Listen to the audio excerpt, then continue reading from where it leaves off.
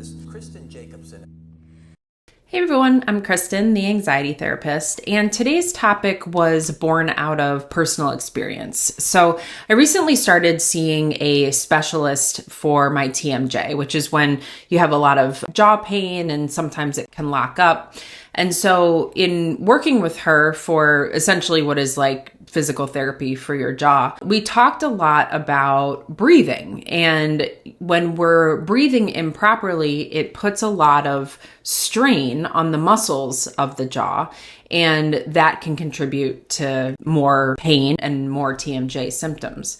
So I really started digging into how much our breathing affects us. And, you know, as a therapist, I often teach clients about breathing techniques or diaphragmatic breathing, deep breathing, things like that. But have you ever really thought about how you breathe? It sounds kind of silly, right? Because it's so automatic, but I think a lot of us are actually doing it wrong. I know I was, and that's what inspired me to make this video, because this very simple mistake can really have a big impact on our anxiety levels, our energy, the quality of our sleep, and just really our overall well-being. So today I want to dive into some of the science behind proper breathing and why it's really crucial to breathe through your nose. And the posture you want is for the tip of your tongue to be resting on the roof of your mouth, slightly behind your front teeth, and your teeth slightly separated. And what that does is it puts a lot less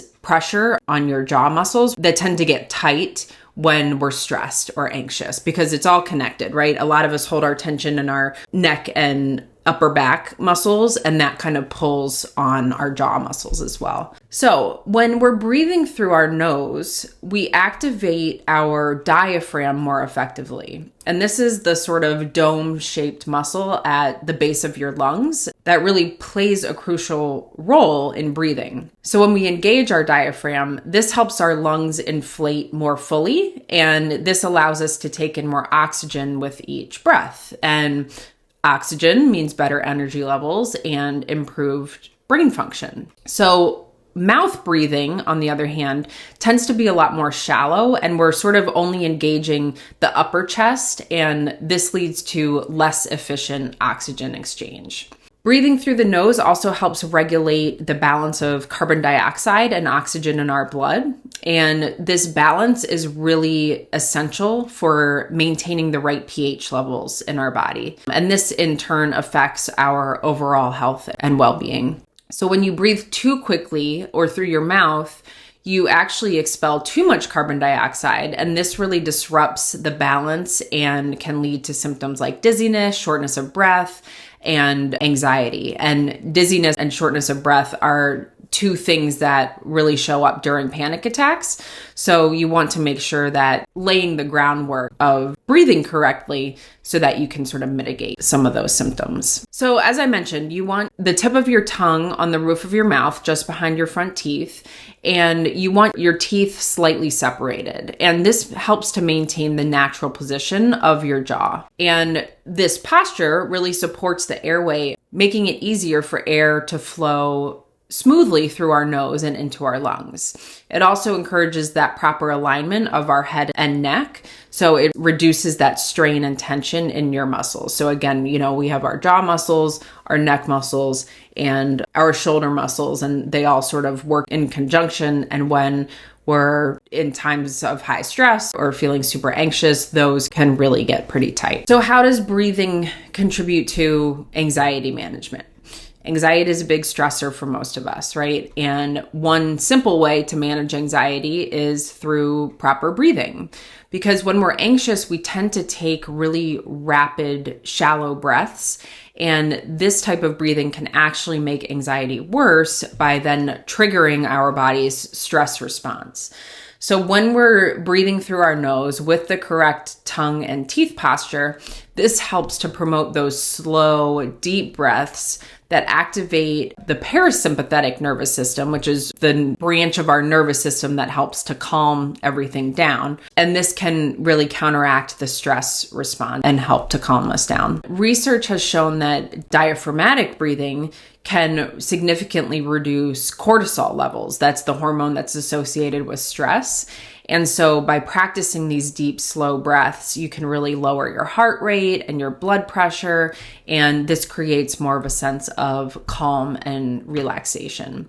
So this can be especially helpful during high stress situations, like if you have to give a big presentation at work or you're having to deal with a difficult task. So when you're doing diaphragmatic breathing, you want to imagine breathing through your nose like you're smelling a flower, holding it for a few seconds, and then breathing out through your mouth like you're blowing out a birthday candle. And people with anxiety often struggle with insomnia and poor sleep quality. So proper breathing is especially important when it comes to sleep.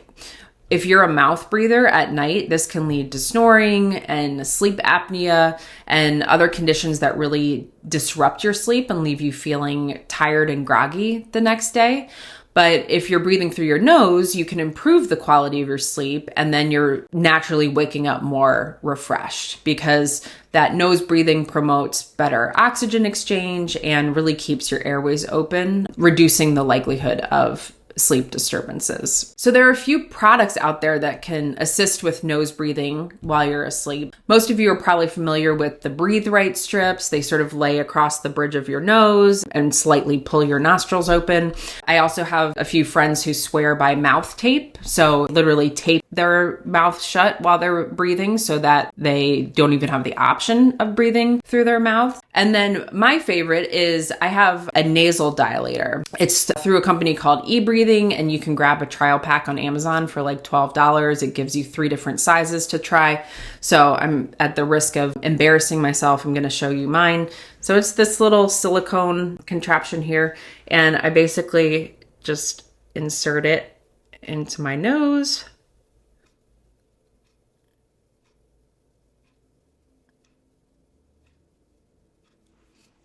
And you can barely see it. And it doesn't even expand my nostrils much, but just having it in there sends signals to my brain that my airways are open and I can breathe through my nose while asleep. So, I mean, this little thing, it has really changed my life. I used to get up in the middle of the night at least once to use the restroom.